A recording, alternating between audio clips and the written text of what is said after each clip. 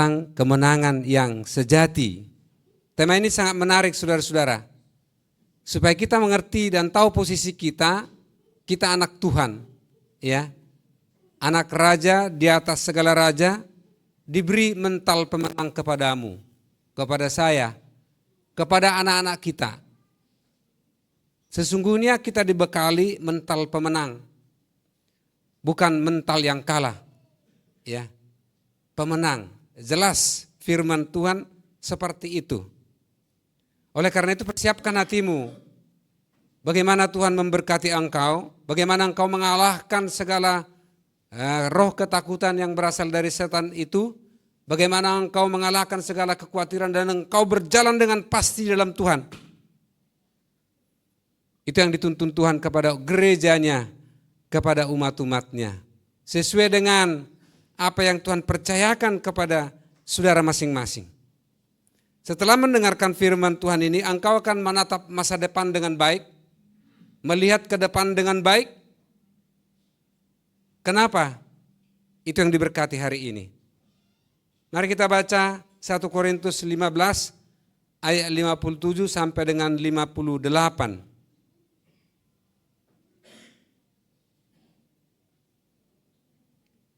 1 Korintus 15 ayat 57 sampai dengan 58, sama-sama kita baca 1, 2, 3. Tetapi syukur kepada Allah yang telah memberikan kepada kita kemenangan oleh Yesus Kristus Tuhan kita. Karena itu saudara-saudaraku yang kekasih, berdirilah teguh, jangan goyah dan giatlah selalu dalam pekerjaan Tuhan. Sebab kamu tahu bahwa dalam persekutuan dengan Tuhan jerih payahmu tidak sia-sia. Berbahagialah orang yang mendengar dan melakukan firman Tuhan. Tema ini tidak tiba-tiba, artinya hamba Tuhan bergumul apa yang kau sampaikan di mimbar hari Minggu ya Tuhan. Bukan ini awalnya. Tetapi Tuhan memperhadapkan ke saya optimisme yang diberikan Tuhan itu sendiri kepada saya, kepada umat-umat, kepada orang percaya kepada Dia. Dan umat pemenang. Begitu bergejolak di hati saya dengan kemenangan itu. Begitu terpatri di pikiran saya, di iman percaya saya tentang kemenangan itu, saudara-saudara, yang diberikan Tuhan itu. Lalu saya berdoa, ini akan saya sampaikan kepada umat-umat-Mu ya Tuhan hari Minggu. Izinkan saya menyampaikan ini dan Roh Kudus menolongnya. Supaya semua umat-umat ini memang sudah dibekali Tuhan kemenangan. Jadi kita bukan berangkat dari start garis yang kalah, tapi berangkat dari garis yang menang. Menjadi pemenang. Haleluya. Kita boleh tersenyum mendengarkan firman ini. Dikatakan firman Tuhan, karena dikatakan syukur kepada Allah yang telah memberikan kepada kita kemenangan oleh Yesus Kristus Tuhan kita. Jelas kan? Kemenangan sejati itu dari Yesus Kristus Tuhan kita. Dari Dialah kemenangan sejati itu. Karena Dia Tuhan yang sudah mengalahkan maut itu, ya. Kemenangan sejatimu dari Tuhan Yesus Kristus. Kenapa harus dikatakan dengan kemenangan yang sejati? Karena Dia bukan kemenangan yang temporer. Sekarang kita akan sedang menonton Piala Dunia, ya, bola. Bapak-bapak, laki-laki barangkali suka ini, ya. Tadi pagi itu kalau nggak salah Portugal lawan apa ya, gitu ya. Begitu gol teriak, ya. Yang lain diam lawannya. Begitu skornya di atas, luar biasa teriakannya. Artinya euforia kemenangan itu memang itu mendunia, manusiawi. Kalau ada orang tidak suka menang, ya harus konseling itu, ya. Tidak suka menang, harus dikonseling. Betapa kita dambakan kemenangan itu dalam hidup kita, di dalam keluarga kita, di dalam hidup kita, di dalam pengikutan kita akan Tuhan. Sebab saya akan katakan gini, kalau kita kalah terus di dunia ini, kalah terus, semangat enggak ada, ya, bergembira tidak bisa, bagaimana kita sampai ke surga? Itu sebabnya Rasul Paulus mengatakan kita adalah lebih dari pemenang. Haleluya. Pertama, kita miliki dulu poin pertama ini, apa kemenangan sejati yang diberikan oleh Tuhan Yesus Kristus kepada kita. Pertama, keselamatan, ya. Jaminan keselamatan atas dosa dan maut. Itu kemenangan. Keselamatan itu yang dicari oleh manusia di seluruh dunia ini. Inti Alkitab dalam Perjanjian Lama ada 300 sampai 400 nubuatan mengatakan Yesus akan datang ke bumi ini. Menebus dosa manusia. Nanti di mana saja itu nubuatan itu, tinggal kau ngomong di handphonemu. Sebutkan nubuatan-nubuatan dalam Perjanjian Lama yang menuliskan kedatangan Tuhan Yesus Kristus. Bacain itu semua. Gampang kan? Luar biasa. Harus mau belajar Alkitab. Saya belajar Alkitab tiap hari. Dari handphone saya. Ya, apa yang di tanganmu, itu yang diberkati. Engkau tidak gunakan yang di tanganmu, tidak diberkati. Berkali-kali saya bilang, apa yang di tanganmu Musa? Tongkat. Tongkat itu sekarang handphonemu. Mujizat ada di situ. Engkau gunakan apa enggak? Atau membuat stres. Ya, hati-hati, ya. Jadi inti daripada Perjanjian Lama itu adalah Yesus akan datang ke bumi ini, menyelamatkan manusia. Dan inti Perjanjian Baru adalah Yesus itu sendiri. Maka kalau saudara berkhotbah, belajar berkhotbah, bagaimana cara berkhotbah? Kesimpulan berkhotbah adalah khotbah ekspositori. Itu tingkat khotbah yang paling mendalam. Intinya adalah memberitakan Yesus Kristus. Itu khotbah. Inti segala khotbah. Nah, yang hari ini Yesus memberikan kemenangan sejati kepada kita. Itu keselamatan atas dan dosa. Karena hukum dosa adalah maut. Begitu Adam dan Hawa berdosa, maka semua manusia mendapat turunan dosa. Harusnya semua manusia dihukum. Tapi oleh Yesus Kristus di salib itu digantikan. Ya, dia menjadi menelan maut itu, dia barternya, Yesus itu di kayu salib itu, menjadi mati.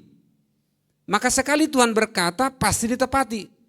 Hukum dosa adalah maut, dosa turun-temurun itu ditanggung oleh Tuhan Yesus di kayu salib. Luar biasa Tuhan kita Yesus Kristus dan luar biasa rencana Tuhan. Maka begitu besar kasih Allah akan dunia ini sehingga dia mengaruniakan anaknya yang tunggal. Maka jaminan keselamatan atas dosa dan maut. Saudara-saudara tidak perlu takut dengan maut. Maut itu apa maksudnya? Kuasa setan. Ilmu-ilmu dukun, santet-santet saudara-saudara. Tidak ada. Nggak ada ilmu santet-santet sama orang percaya kepada Yesus. Saya beberapa hari kemarin diundang konsultasi satu orang keluarga di Jalan Dewi Sartika. Orang hebat, orang berhasil, pengusaha ini. Ya. Lalu kusaksikan sama mereka. Kita bersyukur kepada Tuhan, saya bilang. Karena kita bebas dari segala maut, dari segala kuasa setan, dari segala jampi-jampi ilmu perdukunan, apapun itu. Anak-anak kita nanti akan menghadapi itu di lapangan. Saya melewati itu. Ya. Akan menghadapi itu semua. Semakin tinggi jenjang karirmu nanti, engkau akan menghadapi itu. Tapi tinggal tenang aja. Tinggal percaya dengan Yesus. Segala ilmu-ilmu itu ini ya. Itu sebabnya kita diselamatkan. Kemenangan sejati kita dari segala maut itu Yesus itu. Dia segala ilmu-ilmu gelap hanya takut kepada darah Yesus. Mengucap Yesus Kristus dalam nama Yesus. Luar biasa saudara-saudara. pangkatmu dikasih Tuhan sebetulnya. Sadarkah kita akan hal ini? Saya sangat menyadari ini dan bersyukur kepada Tuhan. Itu jaminan keselamatan atas dosa dan maut itu.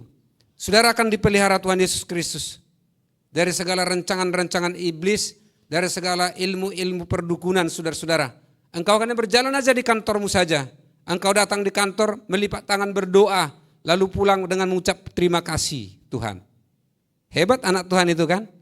Orang-orang dunia itu sibuk dengan urusannya. Bagaimana mencari orang pintar. Bagaimana orang mencari orang berilmu. Bukan berilmu karena S1, S2, S3 di bangku kuliah. Tapi mereka sebut orang pintar. Ya dukun. Saudara-saudara, anak-anak Tuhan bebas dari itu. Karena Yesus Kristus. Melangkah saja engkau. Dan mereka akan bilang siapa dukunnya. Ya. Karena tidak mempan, siapa dukunnya ya? Tuhan Yesus. Ya. Ini kedua kali saya saksikan, ya, mertua saya, pendeta mertua saya kan, siang hari dilihat, dicekik, ada tangan yang terpotong mencekik lehernya. Ya, kiriman gitu ya. Tapi enggak bisa dicekik lehernya. Mertua saya bilang, Yesus, Yesus, Yesus, selesai. Lalu yang mengirim itu dibilang, mau berguru ke dukunnya mertua saya. Siapa dukunnya? Bagi mereka kan berarti ada ilmu yang lebih tinggi dari ini. Dari saya kan gitu. Dia bilang Tuhan Yesus. Dahsyat. Itu yang tidak kita sadari kadang-kadang. Tapi Tuhan itu memberi kemenangan kepadamu dimanapun engkau berada. Kau tidak perlu mengurus-urus itu. Kau tidak perlu pusing dengan hal-hal yang seperti itu. Ritual seperti itu. Cukup percaya dengan Yesus Kristus. Haleluya. Bahkan dikatakan bahwa kita lebih daripada pemenang. Roma 8 ayat 37. Dikatakan demikian. Orang percaya adalah lebih daripada orang-orang yang menang. Oleh Dia yang telah mengasihi kita. Kita lebih daripada pemenang. Apa maksudnya lebih pemenang? Ya, saya membaca pencetak gol terbaik di Piala Dunia sekarang ini adalah Messi. Ya, umurnya 41 tahun. Tapi masih gegap gempita, ya. Nanti dia juara, misalnya, kan dapat hadiah, uang bonus dari iklan, uangnya akan kumpul. Juara-juara dunia itu, petinju-petinju dunia itu, uangnya akan besar. Pemenangnya adalah Messi atau petinju. Lebih dari pemenang siapa? Ayo tebak. Siapa lebih daripada pemenang? Istrinya. Kenapa? Ini bonus mah, hadiah, ini uangnya. Ini bonus dari perusahaan ini. Juara dunia kan? Ini biaya dari iklan ini. Nah, istrinya yang menyimpan uang itu, saudara-saudara. Pemenang adalah petinju itu, lebih dari pemenang siapa? Istri dan anak-anaknya. Semuanya untuk istri dan anak-anaknya, saudara-saudara. Tuhan Yesus seperti itu. Kenapa dikatakan Paulus bahwa saudara-saudara adalah lebih daripada pemenang? Lebih daripada orang-orang menang. Maksudnya bagaimana? Tuhan Yesus yang babak belur di situ. Dia yang mati, saudara-saudara. Menanggung semua penderitaan itu demi saya. Itu sebabnya selalu berapi-api untuk melayani saudara-saudara. Pantang menyerah. Dan tanpa syarat saudara-saudara. Karena kita lebih daripada pemenang. Di dunia sampai ke surga. Kita lebih daripada pemenang. Yesus itu pemenang, kita lebih daripada pemenangnya. Haleluya. Camkan ini di hatimu kemanapun engkau melangkah. Kemanapun engkau merantau, apapun perjuanganmu. Ingatlah Yesus yang sedang babak belur itu demi kasihnya kepada kita. Masa hal-hal yang sederhana tidak diperhatikan Yesus kepada kita? Tidak dipelihara hidupmu. Itu pasti dipelihara. Apa yang menjadi aplikasi daripada poin pertama ini tentang kemenangan sejati ini? Umat percaya tidak sedang berjuang untuk menang, melainkan berjuang dari posisi yang sudah menang. Posisi kita dua posisi yang menang. Jadi kita berjuang untuk dari titik yang menang, bukan dari titik kalah. Kemenangan sejati itu didapat di dalam Injil. Itu sebabnya kita harus bercermin kepada Yesus yang dituliskan di dalam Injil. Saudara-saudara, orang Kristen kalau tidak bercermin kepada Injil, yaitu Yesus itu sendiri, hidupnya tidak akan berbahagia. Karena guru segala guru, apapun yang kita hadapi harus berguru kepada Tuhan Yesus Kristus. Kita harus mengalami kemenangan sejati di dalam Injil itu sendiri. Coba ditayangkan 1 Korintus 15 ayat 1 sampai 2, itu awal bacaan kita tadi ya. Rasul Paulus memulai dari ini. Demikian firman Tuhan. Dan sekarang saudara-saudara, oke, terima kasih.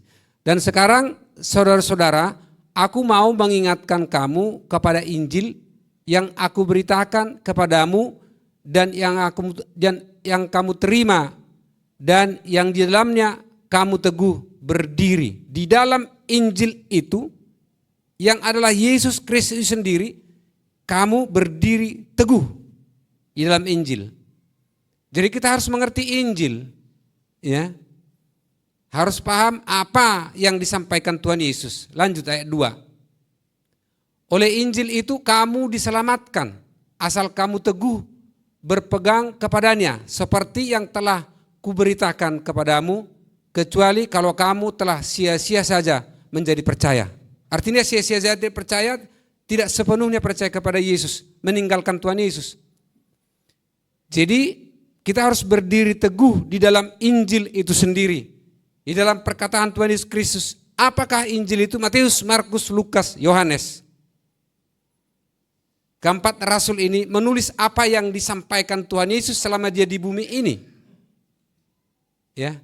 Bagaimana tulisan Matius, bagaimana tulisan mereka? Itulah Injil.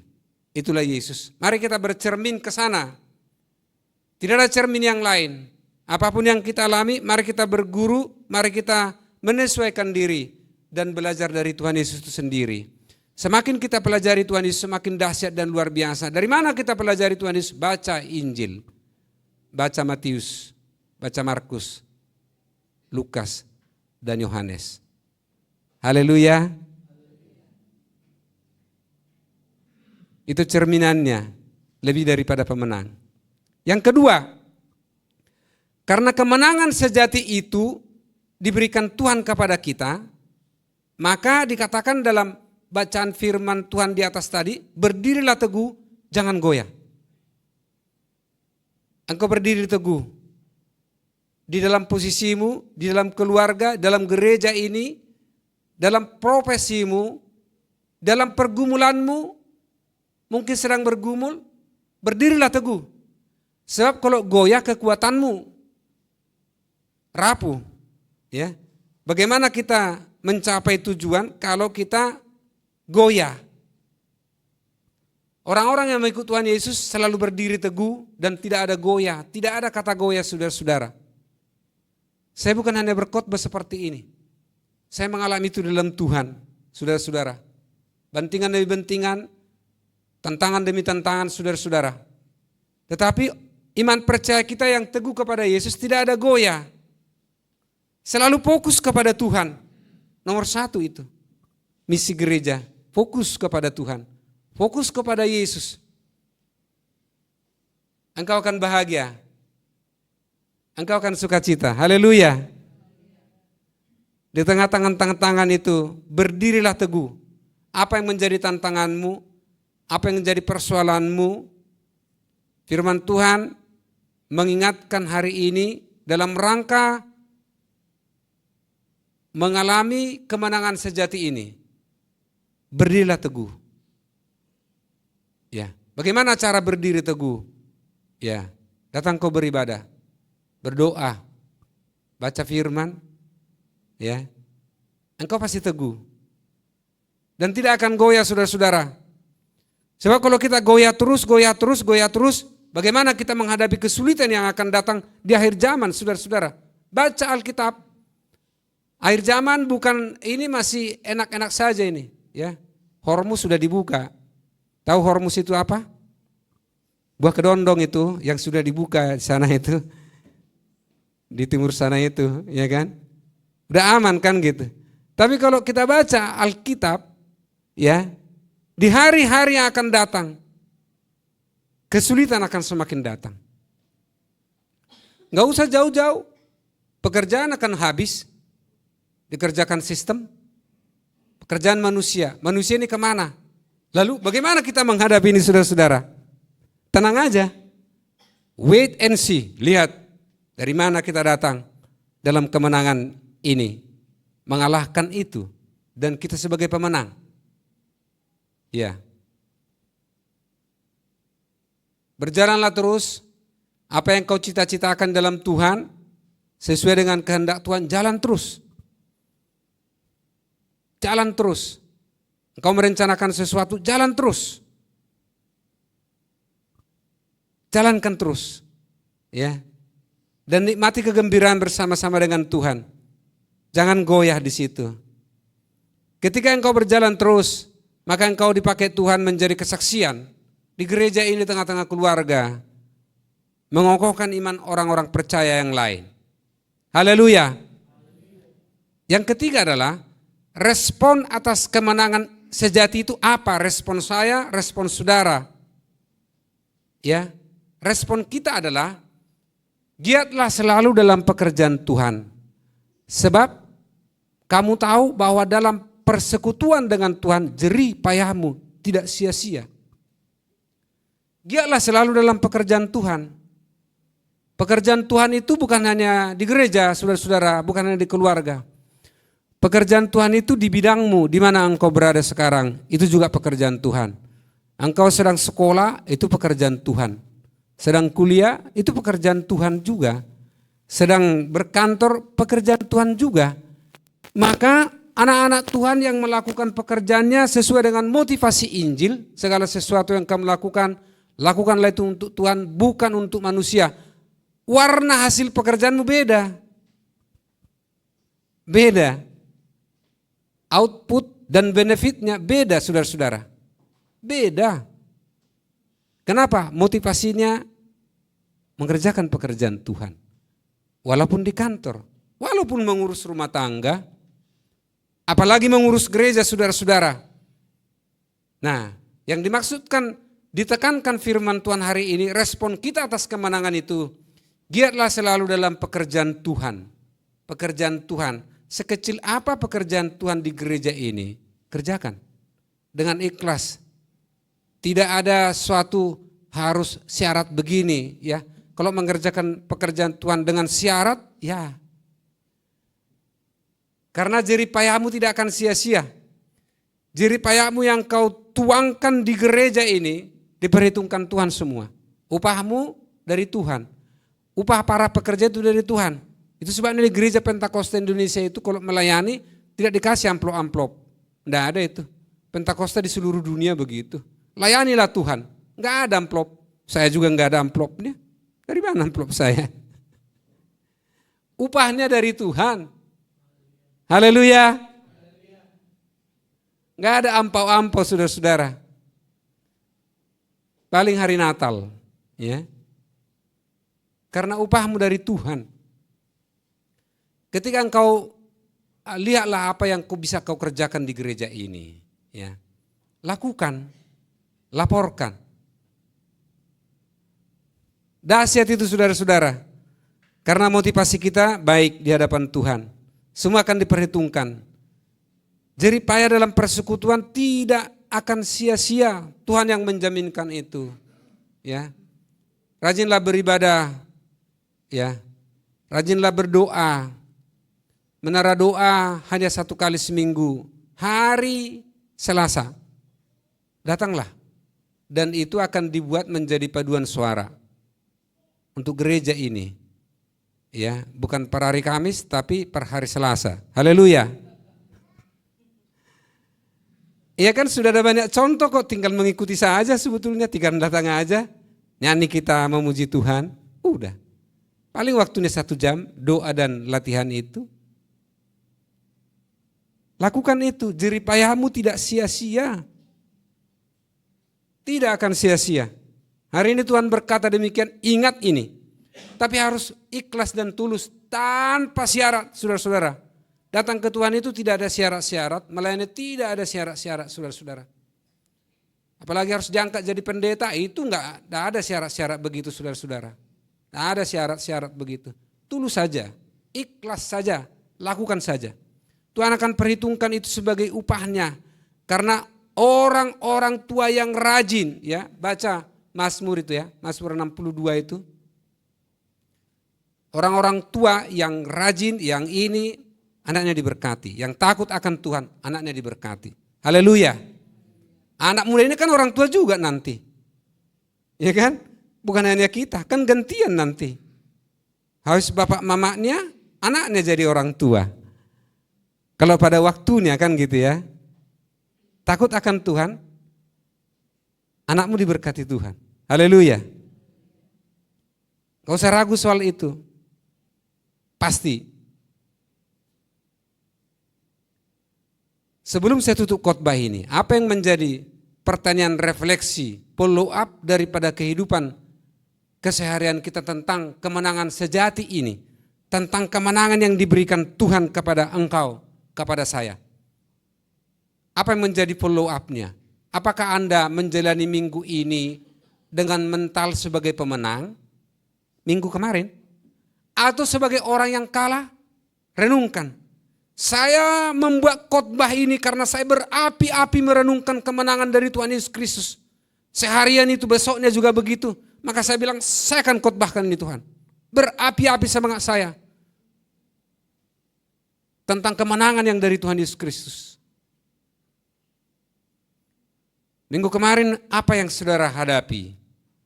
Apakah sebagai mental pemenang atau sebagai orang yang kalah? Saudara-saudara yang terkasih dalam nama Tuhan Yesus Kristus, kita dibekali sebagai mental pemenang semuanya. Bukan berarti pemenang menjadi seperti pencetak gol habis-habisan, bukan.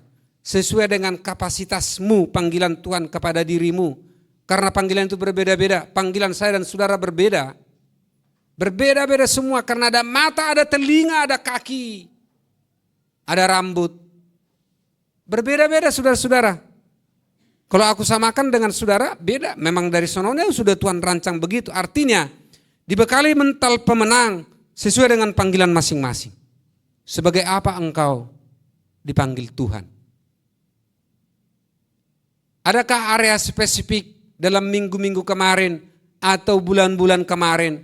Area spesifik di hatimu ketakutan, menakuti segala sesuatu, ya, takut dalam titik ini. Engkau yang tahu itu, jawab itu, ya.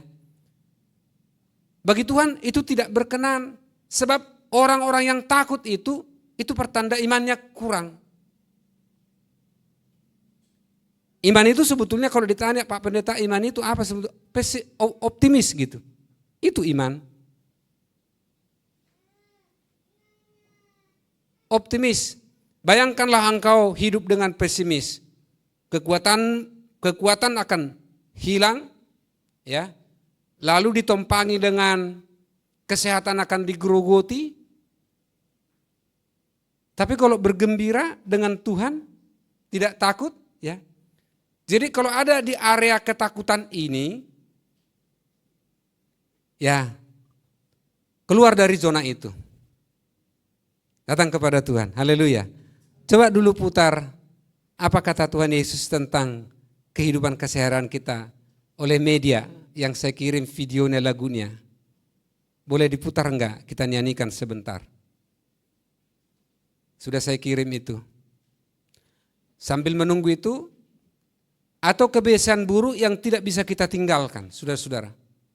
Kita harus petakan apa kebiasaan buruk, mungkin dalam berpikir, kebiasaan buruk itu selalu terikat pikiran kita dengan, langsung diputar lagunya, ya. Kebiasaan buruk, apakah itu? Saudara-saudara, itu yang mempengaruhi kemenangan sejatimu, atau masalah keluarga, atau masalah apa saja, atau masalah keuangan saja, ya, atau masalah pekerjaan. Apa yang menjadi area minggu kemarin dan minggu-minggu sebelumnya, di mana engkau Karena itu harus kita evaluasi untuk masuk dalam kemenangan sejati itu. Kalau ada yang tidak bisa apa di situ, itu namanya konseling pelayanan gereja. Ada konseling, ya. Konseling itu bertemu 2 orang saja, ya. 2 orang saja, lalu bukakan di situ di mana areamu yang tidak bisa kau menangkan dalam kemenangan ini. Konseling.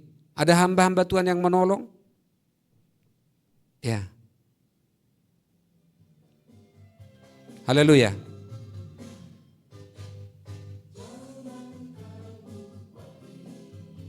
Burung di udara dia pelihara, jangan kamu khawatir. Bunga dihiasi, nyanyi.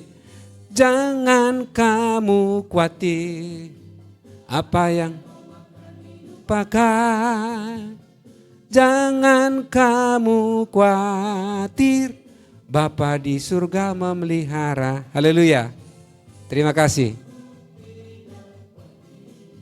Cukup, ya kan? Ini area ketakutan ini Yesus berkata, jangan kamu khawatir. Burung di udara dipelihara. Kalau di videonya itu ada videonya sebetulnya lagu itu, burung itu sedang berkicau, menari-nari, senang hati, dia terbang ke sana kemari. Yang tidak menabur. Jangan kamu khawatir, kata Yesus. Bunga di ladang dihiasi, mekar sendiri bunga itu. Saudara-saudara. Jangan kamu khawatir apa yang kamu makan, minum, pakai. Jangan kamu khawatir, Bapa di surga memelihara. Kurang apa lagi nasihat Tuhan Yesus kepada kita? Kalau orang memilih khawatir, maka ketahuilah kekuatannya akan habis. Kalau orang memilih ketakutan, maka kekuatannya akan habis, saudara-saudara. Tapi kalau orang memilih optimis, iman kepada Yesus karena Tuhan Yesus Kristus, kekuatannya akan berlimpah-limpah, saudara. Dia akan sibuk di gereja, sibuk melayani, ini semua dikerjakan, saudara-saudara. Sibuk di kantor, sibuk di rumah tangga. Tidak ada kata lelah. Ya, hari-hari ini banyak yang saya urusi, bukan hanya gereja, saudara-saudara. Urusan perkumpulan sosial sangat banyak, saudara-saudara. Tidak ada kata lelah itu. Ibu Gembala bilang tidak ada lelahmu. Iya. Karena Tuhan, Yesus. Dan motivasi kita, Dia saja, gak ada yang lain. Oke, sebagai respon kita akan keselamatan itu, kemenangan yang diberikan Tuhan Yesus kepadamu. Tak usah kau khawatir dengan setan-setan, tak usah kau khawatir dengan ilmu perdukunan, santet-santet. Apa yang menjadi giat pelayananmu, merespon. Sebab kita harus respon kemenangan itu, saudara-saudara. Harus kita respon kemenangan yang Tuhan Yesus berikan itu. Apa? Mulai giat melayani Tuhan minggu ini apa? Ingatlah apa yang kau layani minggu ini Tuhan. Di kantormu kah, di gereja kah? Ya, terutama di gereja. Apa yang kulayani minggu ini di gereja?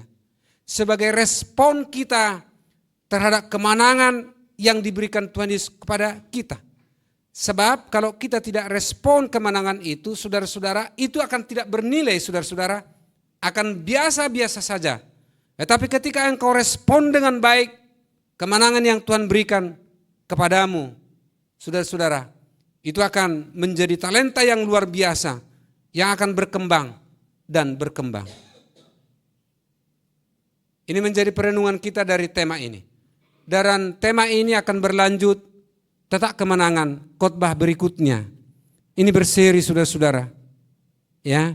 Jadi boleh datang ibadah-ibadah berikutnya supaya tidak diulang-ulangi lagi. Jadi kalau nanti di Komsel sampaikan firman ini, terutama di refleksi, follow up kehidupan keseharian kita tentang kemenangan itu. Di area mana kita yang kalah, itu harus didiskusikan di Komsel, saudara-saudara. Lalu satu dengan yang lain memberi kesaksian pengalaman. Lalu saya yang bisa bertanya, saudara-saudara. Maka akan mendaratlah firman Tuhan dalam kehidupan kita. dalam komsel hari Jumat. Haleluya. Sebagai penutup daripada khotbah ini, saya undang pemain musik, singer maju ke depan, kita mau berdoa. Ya, penutup daripada khotbah ini. Bahwa kemenangan yang diberikan Yesus kepada kita adalah jaminan kekal. Jadi bukan kemenangan temporer yang ada jangka waktunya, tapi kemenangan yang Tuhan berikan kepadamu atas keselamatan yang diberikan kepada kita adalah kekekalan selama-lamanya di bumi sampai ke surga. Oleh karena itu, berikan dirimu dipimpin oleh Roh Kudus. Dengarkan suara Roh Kudus di hatimu. Ikuti tuntunannya. Kita semua berdiri dan berdoa.